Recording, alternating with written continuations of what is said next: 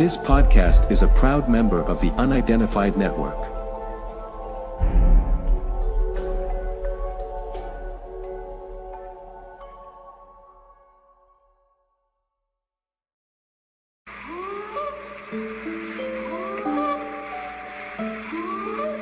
Police in Las Vegas found themselves in the middle of a UFO mystery last month after To us, big eyes. They have big eyes. 911, what are you reporting? We got someone or something crawling around out here. Did you see what it was? Was it a person or an animal? Or? One of my partners said they saw something fall out of the sky too, so that's why I'm kind of curious. What sign? I don't know. Do you see him now, sir? Yes, walking right at him. Okay, hang on. He's right. Is he in your yard, sir? Yeah, God, he's big. Okay, what's he doing in your yard? Mythical Legends podcast with your host Daniel Barnett.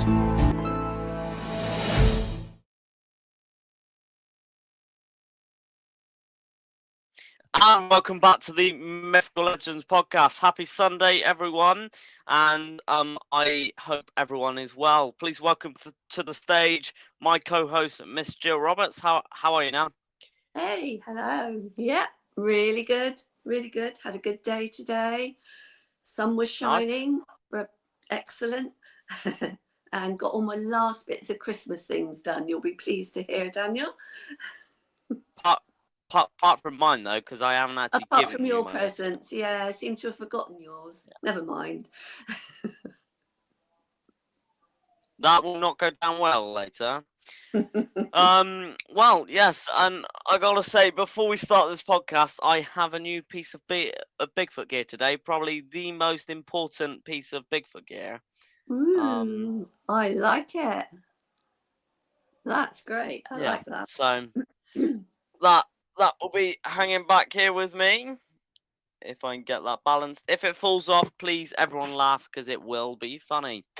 So to everyone out there, today we have an incredible podcast today, and this guest is not only coming on for this podcast, but he will be coming to the Cryptid Conference UK in May next year, which is incredible. Now he said to us before this podcast started that he wishes that it was like tomorrow. I went, no. Way too much work to do. Way too much work to do before that conference gets here. So we are going to bring him on today, and we are going to have a discussion with him about some of the research and conferences and he's been to, and actually about some of his own Bigfoot research, and it's going to be very, very interesting. So, Nan, do you have any last remarks before we bring our guest on? Anything to say about our guest that secretly before we bring him on?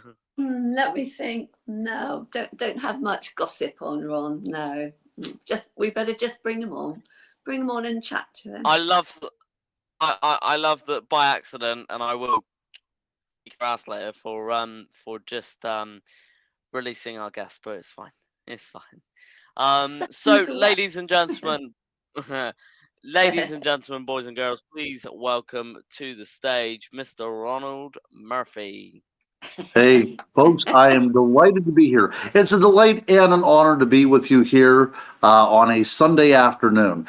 Here in Western Pennsylvania, where I am, it's a very rainy, cloudy, miserable, late fall day with winter right around the corner. But I hope everything is okay over there in the UK. Not too bad at all today. Temperature's risen a little bit. 15 the sun degrees came today. out for a while. Yeah, it's been good. I think it's going to be okay for a few days, but we don't expect much in the UK. It's raining 100% on Tuesday. Right. Yeah, it's been raining here consistently for the past couple of days, but you would expect that, But hey, I'll tell you, it's been a while since I've been to the UK. And to follow up on what you had said, back whenever I was a college student, I got a chance to do some research over there in England and Scotland, and so it's been about 20 some years since I've been over there. And that is the reason why I was hoping it was going to be here sooner than later. I'm really looking forward to being on over there and meeting you guys in person and really getting into the research over there on your cryptids and the world of the unexplained, which because whenever you think of England, that sceptered isle, as they say, you think of, Shakespeare and King Arthur. But whenever it comes to things like, Bigfoot and other types of cryptids, it's really not that well known. But as my research goes, I try to be a bit of an archaeologist whenever it comes to researching different types of cryptids and different types of things that go bump in the night. And you are, at the end of the day, left with this conundrum of the woodwose, right? That you have as part of your English tradition. It appears in heraldry and it appears on, shields and everything else, and the names of places. And a lot of times you can even find them carved into church architecture. So, whenever we have Bigfoot over here, that's only been around in name only for about 60 or 70 years, you have a tradition that stretches well back before the Middle Ages in something called the woodwose, which was basically, the wild man. And as I do my research into the field of cryptozoology, I look at archetypes, these universal symbols that have meaning, regardless of what particular culture you inhabit or what language you speak. And the figure of the wild man is ubiquitous, right? It appears in Asia and Africa, even in Australia and North America. It is everywhere. And, that really gets me going as a researcher because we have a provenance for something like this to have existed throughout history in very many different cultures. So either it is something that is actually a flesh and blood animal that people are still running into now, or it's a cultural memory of an extinct, member of the hominid family, or some sort of extinct ape, whatever the case may be. It is so impacted on the human psyche that we still chase it today. I'm in one of these camps that feel that it's probably out there still. Very lucid and sober people are witnessing these things all the time. So now it's kind of our jobs as researchers to give some sort of suggestion about what these things are, where they came from, and maybe even more importantly, where they're going. Yeah. Nice. Wow. And say going into kind of what you just said there about us having the history. Well, I've been lucky enough to actually be over in the US and experience what kind of Bigfoot community you guys have over there. And the difference between US and UK is absolutely ginormous. Because over here in the UK, you walk out in the streets and say, "I believe in Bigfoot," you will either get laughed at or punched by someone. Yes. That will Actually, that's a good literally point. be what happens. Yeah. Yeah. Up until recently, it was the same way in the United States, right? Until Bigfoot became cool, until we started to appear on like Finding Bigfoot and Expedition Bigfoot, it was always a marginal thing. But it became so ingrained in our culture that now we use Bigfoot to sell, beef jerky and pizzas and snow shovels. It's just a cultural icon now that's used as a marketing gimmick. As my girlfriend steps into the screen, I'm not sure exactly what's going on there. She doesn't understand we're on a live podcast, but yeah, that's what she's doing. Can I help you with something, Griff? Okay, she's still just, I don't know what's going on. All right, so you might as well say hi. Don't you walk past? Okay, yeah, but okay, so yeah, we have this too because I live a real life as well. So, but yeah, so we were just talking about. Oh yeah, so it's no longer in the periphery. Bigfoot is now a part of our everyday culture, and it's becoming a little bit more acceptable to talk about. But I agree with you, though, Daniel. I mean, to tell people that you are actively hunting this creature, that's a whole new different story. Yes. Definitely. And that's where we're kind of coming in to the world of Bigfoot here in the UK, and that's what we're trying to do as a team, is kind of bring the community together in a way, which is what the conference is meant to do. and say it's all good and well talking about the UK where we are, but I want to talk about where you are. Sure. So I know some of the things that you've done, and I think they are amazing, and that is in a good way, not the things that you've done. So my first question for you, Ron, is how did you get involved in Small Town Monsters? Oh, with Small Town Monsters. Well, as it happened, I just talked to Seth Breedlove about this the other day. He started to put out his documentaries the same time I started to appear at conferences. The first book that I put out about the paranormal was called The Unexplained World of the Chestnut Ridge. And I live actually in the foothills of the Chestnut Ridge over here in Pennsylvania. And for a while, it's been called the Twilight Zone of Pennsylvania. A lot of strange things happen. So as I was starting to come onto the scene, he was coming onto the scene at the same time that I was. So we kept on crossing paths. And then one day, out of the blue, he calls me up and asks me if I would like to appear in one of his documentaries. And I was absolutely, flabbergasted by it. Because I think what Small Town Monsters does, it allows a very open forum for both believers and skeptics to talk about a subject that otherwise would be overlooked, right? So he doesn't come out, nothing really in Small Town Monsters comes out and says, this is what we're trying to get across. This is what we're trying to sell you. They give you the evidence and then you kind of make up your own mind. And I think as a researcher, that's what you want to do. You don't want to come across ever as an expert because there can be no experts in this field. But you can be insightful. You can be an expert on the history of certain things. And that's what I like about Small Town Monsters. So the first thing that I ever did for them was I did a few little shots for American Werewolf, which was basically me talking about the history of lycanthropy. And then after that, we filmed Sasquatch Unearthed the Ridge, which took place again on the Chestnut Ridge. And that really just kept on, blossoming into more things. And then I just recently published my first book through Small Town Monsters Press, which was called Lights in the Mist. And that all has to deal with the experience that we had while filming Sasquatch Unearthed the Ridge. Wow. Yeah. Well, Yeah. that's amazing. Now, Yeah, so we were doing some research.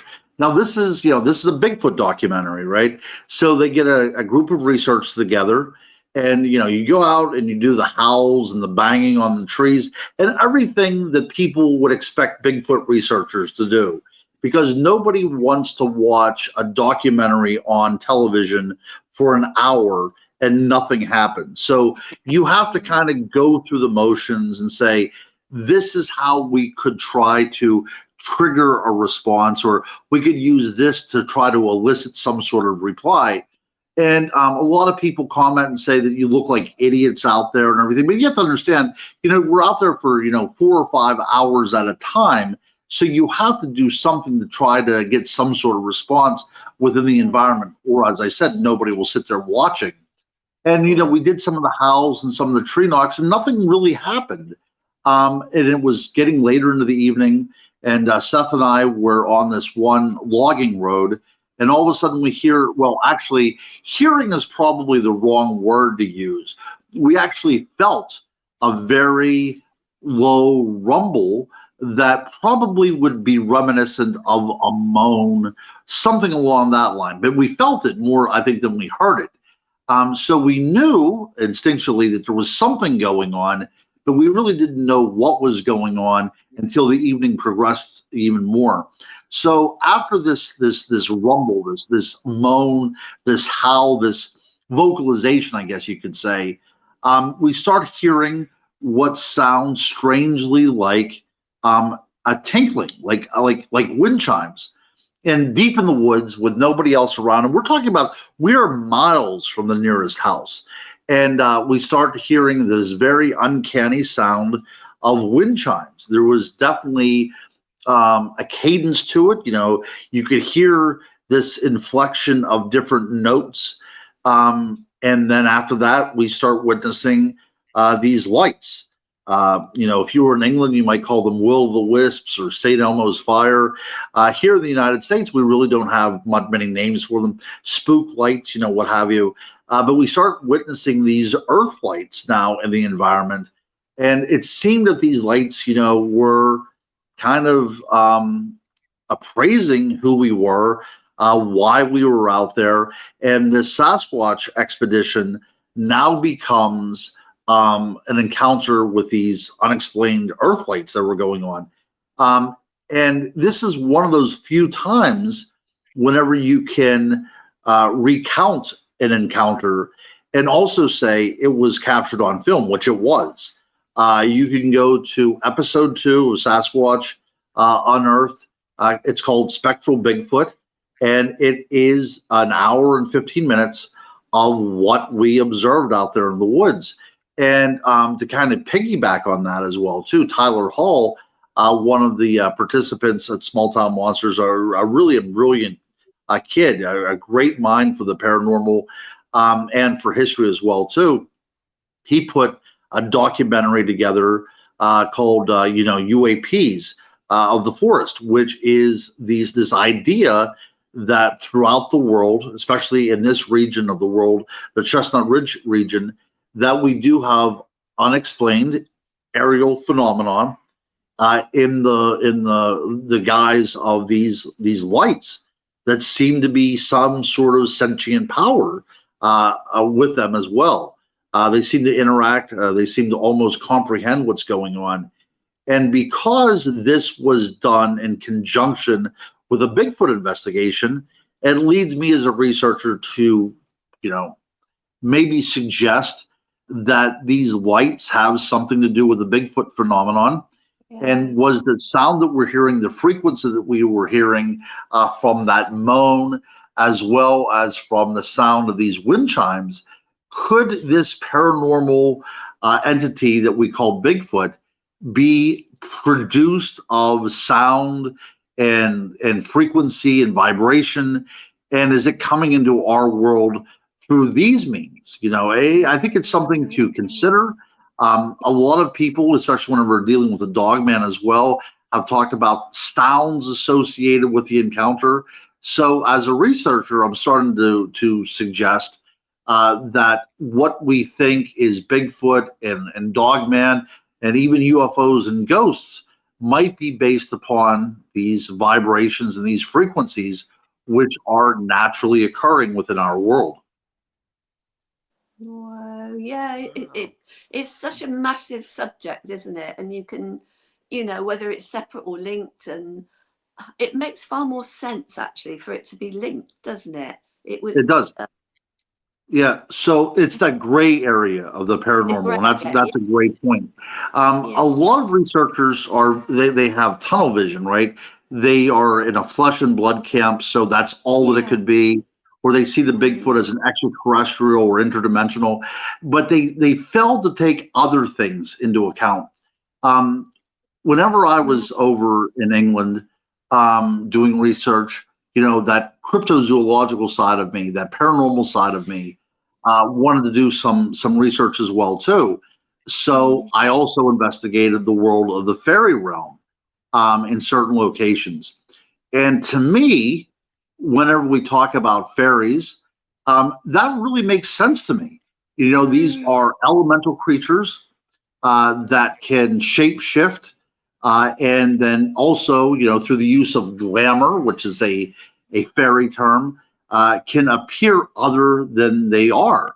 And I kind of start looking deeper down this rabbit hole. And is it possible that what we call Bigfoot or any of these other kind of things could be related to this elemental world, and they are able to interject within our minds something that they want us to see, or maybe we are actually projecting out into the environment what we want to see, and this energy is used as a catalyst by which to do that. Yay. I know. Yeah. It's like you can go on and on into that, can't you? It's you once you start can. thinking about it, there's another question to that bit, there's another side to that bit. It's absolutely fascinating. Right. And I think, go ahead. That's fine, right? Go on. No. No, I Go was on. going to say, so because it is so fascinating, you also cannot just talk out your hat either, right? So you have to have some sort of follow up. And if you look into the world of psychology and psychiatry, we can see that the use of lights is often used to, recall certain types of memories. It's used in trauma responses, and it's used, this kind of hypnotic effect. And we also know that certain energies are introduced into the mind, like electroshock therapy, and sometimes not even that extreme. But we are understanding in the world of psychiatry that certain types of energies can affect the energy within our mind and allow us to change the way that we think. And in the world of schizophrenia, sometimes even change the way we perceive reality. And that's amazing to me, right? That we can use an energy and actually with that energy put in suggestions within the human mind to allow us to believe that something is there that's actually not there. A lot of times in the Bigfoot research world, we talk about infrasound, which does make sense. And we know biologically that this does happen, right? There are, cetaceans that use this, but, we also know that certain types of reptiles and big cats and elephants, they all use this as well, too. Yeah. So is it possible that the use of infrasound and other frequencies are what is making people think that they're witnessing a 12-foot tall bipedal creature or a dog man or an alien abduction or a fairy encounter for that matter, So as a researcher, what I'm going to bring to the table whenever we get over there into the UK is this idea that, as you said again, Jill, this idea that there's this gray area in the paranormal, and maybe this is what connects those dots. Yeah. Don't spoil your talk, otherwise you'll Oh, be no, told I'm off not. by No, me. we still have a lot to go through with that. That's just kind of like my I'm sure it's got thesis. a lot more. Yeah, that's kind of like my thesis. So, as we go deeper into that for, 45 more minutes or whatever, whenever I do the talk, I think that this will become abundantly clear. And the other thing that I like about conferences as well, too, it allows for debate, right? So people that are there, if they don't agree with what I'm saying or they have a different take on this, that's a perfect way to have an open discussion about something that I'm passionate about. Yeah. Mm. Yeah. Yeah. Yeah, Amazing. definitely, and that's where kind of conferences work. It is where everyone gets a chance to speak It is. to It's each all other, about and that. communication, isn't it? Between It is. so many levels of people, you're going to get a core of the same information eventually, aren't you? And hopefully, bingo, one day, I understand, I get it. Right. And I think that that's what we have to have because I do conferences a lot. I probably do over a dozen events per year. Some of them are big events, some of them are Wow. smaller events. But you have a lot of times agendas whenever it comes to conferences. You have certain types of people that get together to kind of sell their ideas, right? And I really don't like to attend those types of conferences because I keep an open mind. I have to be naturally skeptical as well too. But I want to be able to hear, just because somebody's on television doesn't make them an authority on anything. They simply look good on television. So I want to be able to be there with people that have notoriety, as well as those people that are just getting started as well too, and they're kind of introduced to this phenomenon and say, "Well, I have an idea what might be going on as well too." We need all those people to come together, and then maybe we could have at least some sort of notion about the genesis of these things that we call the paranormal. Yeah. Wow. Wow. That. So, have you got any upcoming projects now coming up on your? Yeah, so I'm going to be doing another project that's still kind of secret with Small Town Monsters, and that's going to start filming, I believe, in January. So it's going to be something that's related to this kind of quasi cryptid, quasi spiritual type of entity, which I'm really looking forward to getting started with as well too. And I'll be having a couple new books coming out too. Probably by the time we get over there to the UK, I'll have them with me. Yay. Excellent. Wow. We look Wow. forward to that. Yeah. So Ron, kind of moving on now to a new topic, let's Well, say. And I think you've brought this up. Is where have you been Bigfoot researching in the world? all right, so that's good. So whenever I was in Scotland, I was able to be, boots on the ground, as they say, looking for the dark man, or the I guess I don't know the what you call it up there in the Scottish Highlands, but the gray man, I suppose, is what it is. But it goes by different words as well too. But so I was able to look for the gray man, which is said sometimes to appear as fog. And what I've noticed about the landscape in Scotland, even though it's not heavily wooded all over the place, it is very remote and very, whenever I was driving to that spot, I didn't see another car for about an hour, right? There's remote areas in Scotland and in the UK that I don't think people realize how remote it can possibly be. But of course, talking about the gray man, it also is more of a spiritual thing as well, too. It's not always corporeal, right? It has this intangibility to it as well. But that is the place in the UK that I've been able to investigate. But here in the United States, I've been down the entire east coast of the United States, from Maine down to Florida, looking for, the skunk ape down in the Everglades, and looking for, the puck wedgie, which is kind of this, pseudo kind of cryptid that existed in the Bridgewater Triangle in Massachusetts. It actually has a lot more to do with the fairy realm than it does for the Bigfoot realm. But Bigfoot is also spotted up there as well too, and places in Ohio. So I've been fortunate enough to get out and about a good bit and cover probably at least a third of the United States. Wow. Yeah. That's huge. Wow. Yeah, and what's so curious as well too. I mean, Bigfoot is seen in places like Oklahoma as well, and Oklahoma is is forested, but not as much as other states are. So it's very much like Bigfooting that you would have in Scotland, right? But we have this Native American tradition over here. We have an indigenous folklore about the nature of the Bigfoot, and it varies from place to place.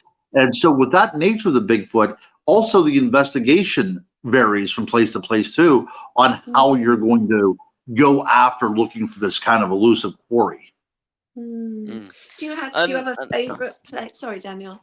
I was just going to ask, do you have a favorite sort of place, like whether you think there's a lot of activity that you might want to keep going back to?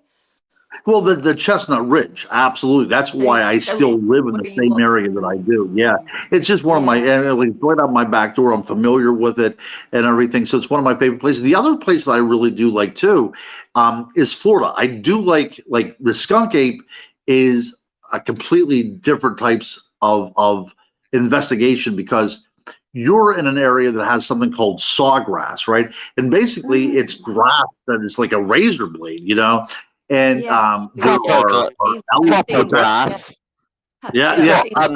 Actual proper grass, not Florida grass. It's proper grass. It's right. It's like so weed or something like that. It's like a big kind of so proper grass that is like 6 or 7 feet tall. Yeah, right. Not like your manicured lawn, right?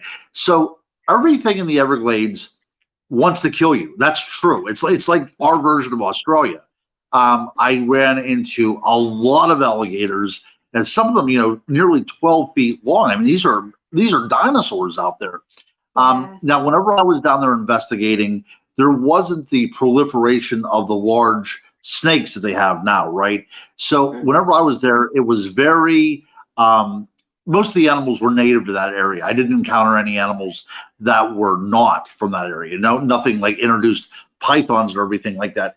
But we ran into things called the key deer, which are these very, very small deer, about the size of a dog. And they're endangered, as a matter of fact. But so, we were able to run into some things that were very rare to us. But if you wanted to stay hidden, that would be the place to do it. It is very formidable trying to get in there. And in the Native American traditions go back, again, that there is something in those woods, something to be respected. And, it almost, so in the Native American folklore, sometimes these creatures become personified from the very environment which they inhabit, right? So we have that in the Florida Everglades as well, too. These creatures really do straddle the line between the mundane and the miraculous, right?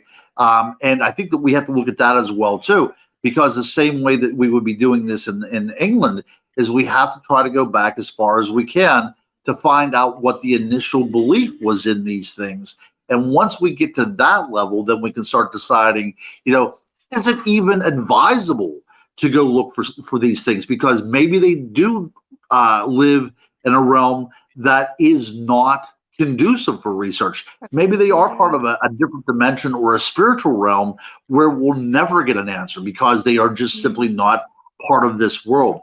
But we still go on, right? We still go out there. We still look for tracks and all that kind of stuff because we hope, we as human beings hope that we can get evidence of these great mysteries that we call life. Yeah, it's a human thing, isn't it? It's a quest for knowledge. Even if the more unobtainable it is, the more, as a race, we want to do that. That is a perfect point. That's right. And it may be unattainable, but because we're humans, we're still trying to go after it. So, beautifully said. Have you found any physical evidence, Ron? I have. So I have come across tracks on numerous occasions. I've come across tracks about the size of a child. Now, this is a little scary, right? So the very first track that I've ever found was during a research investigation, and the two other people that was part of the research said they felt as something was following them, and even in the periphery they saw some sort of black movement in the woods. And then somebody snapped over and said, "There's something over there." I rushed off to see what it was, and there was a small creek there, and there was one footprint that was still filling up with water whenever I got there. And it was a barefoot human track that was maybe 5 or 6 inches long, very, very small. And since that time, I have been investigating these tracks and these sightings of these very diminutive creatures that are hair covered and would be called Bigfoot, except they're actually quite small. Now, either they're juvenile Bigfoot, which is a possibility, but also here in Pennsylvania, but about 3 hours to the east, we have something called the Elbit Witch, which is a very small bipedal creature that people are seeing, but it's also imbued with these magical qualities as well. So again, we talk about the world of the Fae. They seem to straddle this line between the normal and the miraculous at the same time. Oh, wow. Yeah. But I've heard the wood knocks before. I've heard that on numerous occasions, and I've heard vocalizations that I could not explain either. But as Jill said, we are getting this anecdotal evidence, but we still are out there all the time trying to get that acknowledgement that we need, because we're never going to be fully satisfied unless we have that proof ourselves, right? We're all doubting promises until we can touch what we are seeking. Absolutely. Yeah, I know you touched on wood knocks and you said it earlier, and it's something Daniel and I are never very sure about, like wood knocks. Is it a good thing to do, to go out and just bang the trees and hope you get a response, or what do you think it is? Is it just a form of communication, do you think? Yeah, you know what? I think it might be a form of communication, but whenever I heard a wood knock, it wasn't in a pattern. It was one knock, and it sounded like like a professional baseball batter hitting a home run. It was that almost violent, right?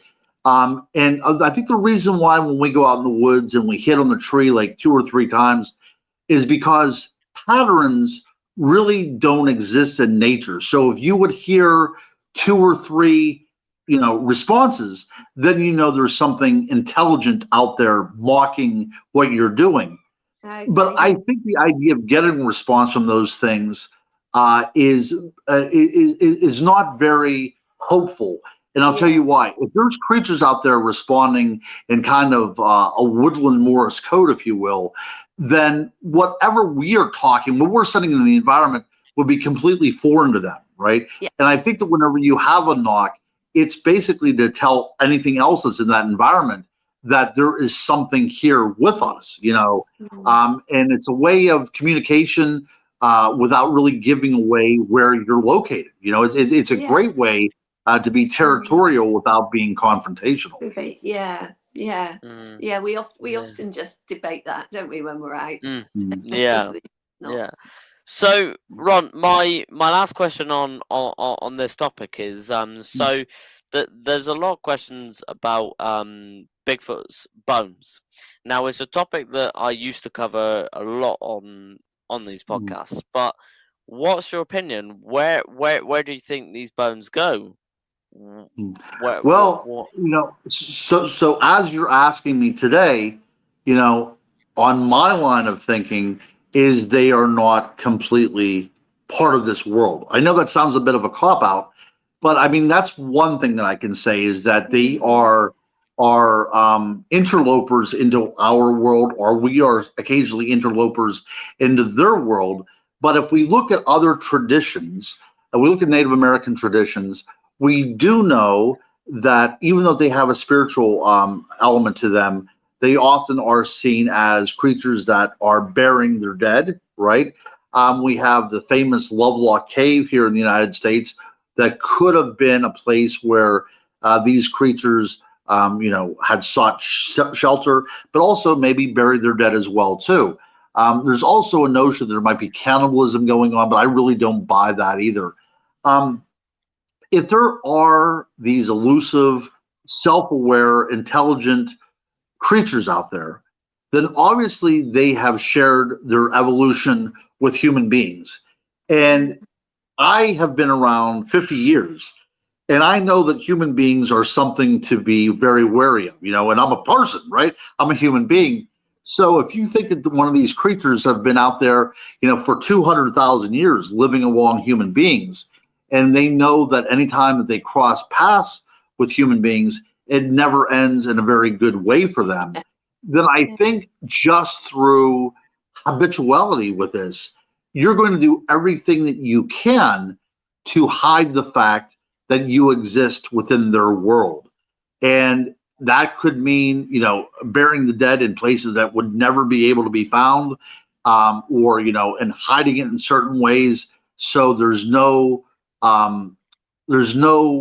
way that a person can say that they're out there, because I think that we've shared the world with so many different species of animals, and through our own doing, we have brought to extinction so many of them as well.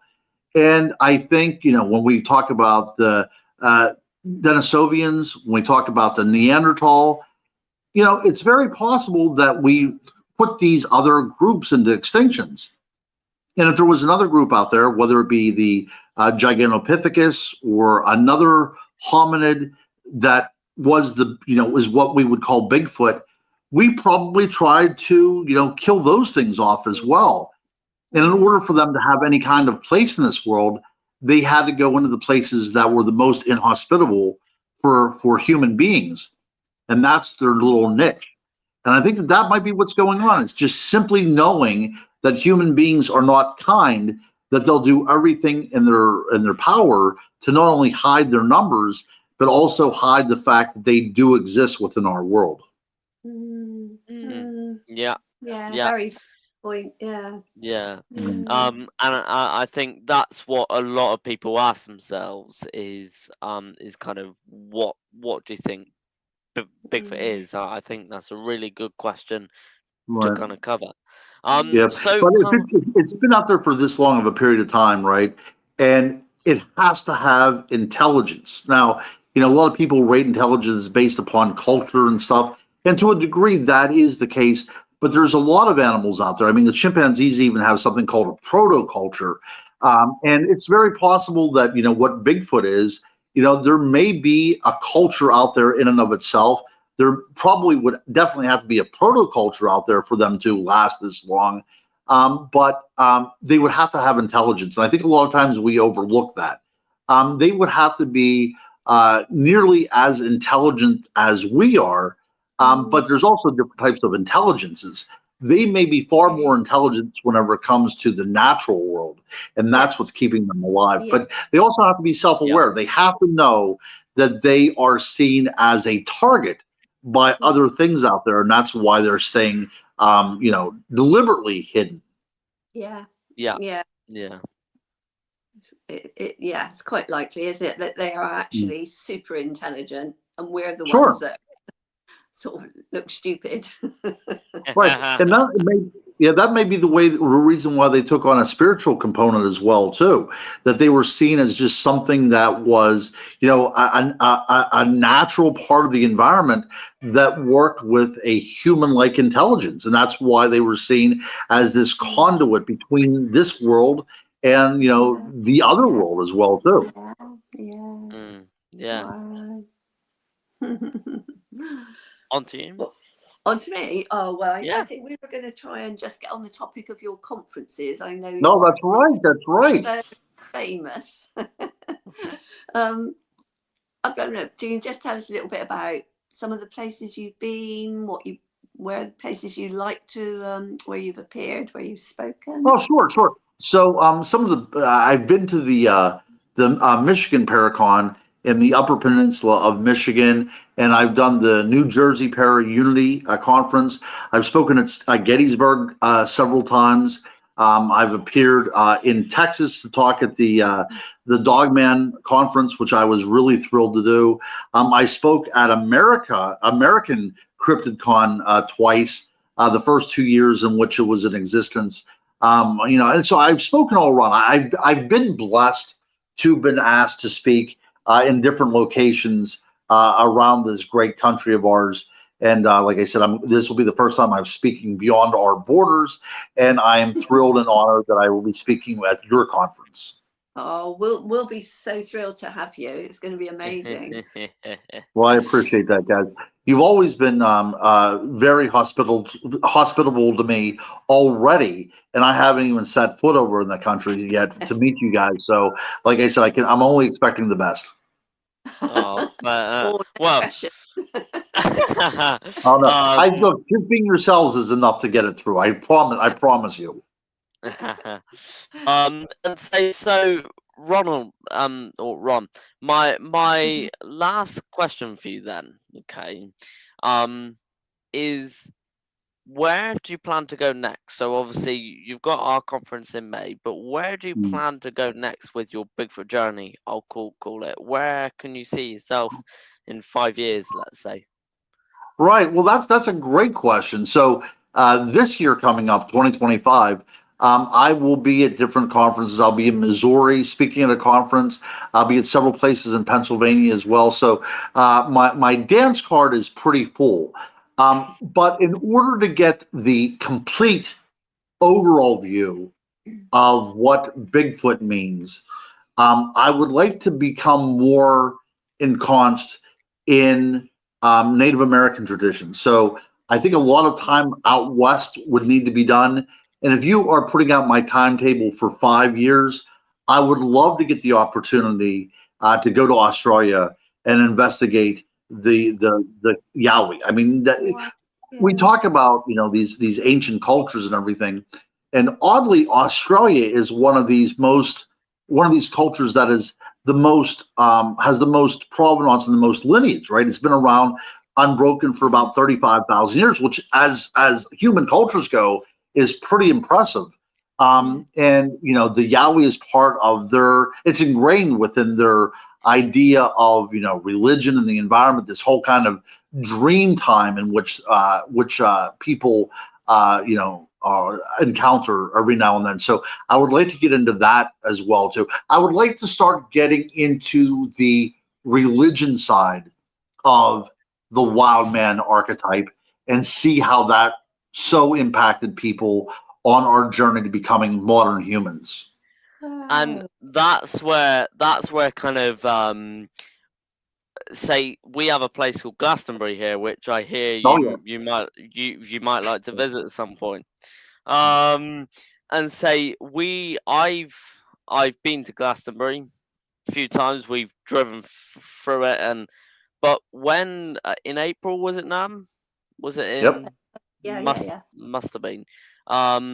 Where we took RPG, Ronnie and Renee to Glastonbury, and I had never been in that town, and we live 20-25 minutes away. And there was Green Man shops, there was Green Man statues, and Wild Man stuff. I'm like, I've never seen this, and it's only up the road. So who knows what else could be around? So that's where Absolutely. where religion could come into Sure. it, because it's in a lot of churches and cathedrals where we do have statues and things of these things. Absolutely, and then whenever I get over there, that is going to be one of my stops, and I cannot wait. So Ron, it's been 45 minutes over, and that time has gone like that. In a flash, you guys have been fantastic. You are genuine people, which is a compliment in this field that is full of people jockeying for some sort of position. So I really appreciate your genuine interest in topics that's so near and dear to my heart. And I'm looking forward to sharing my opinions and my theories and my research with you folks and the other people that will be attending the conference as well. Yeah, there should be a lovely mixture of people. I'm so excited, guys. I'm so excited. I think we're going to have to extend it to 3 weeks, not 3 days, Daniel. Oh, shut up, man. Shut up. If you do it for 3 weeks, that's perfect. I'll quit my job. I'll pitch a tent in your backyard. Sounds perfect. Give me a reason. That's all I need is a reason. And say my last words to you, Ron, is I've just confirmed recently that possibly some Native American something will come over to something. So wow, that's awesome. Don't give away anything else, because you know more than anyone else does. So yes, that's that will be happening very soon. It keeps on getting better and better by the week, doesn't it? You keep on having these new revelations. And so I look at social media because I cannot wait to see, Dave, what you're going to be introducing next. Yeah, but I would advise you to stop at this point. You have people coming from all over the world. It's going to be an awesome conference. Just stop. Save yourself an altar. Well, to be completely honest, Ron, I'm the only one that can get guest speakers, and well, that's end of. So guys, we have really enjoyed this podcast, and I hope you have too. Ron, is there anything else that you would like to say before I end this podcast? Like I said, I'm flattered to be on here with you two right now, and I cannot wait until May. Lovely. Neither can we. Nan, anything else to say? No. That's no? Just lovely. I can't believe it's been 45 minutes. It's just seemed like about 10 minutes. 50 now. 50. So right, to everyone out there, my last words for you are: keep searching, stay mythical, and most importantly, stay safe out there, guys. And here comes the outro.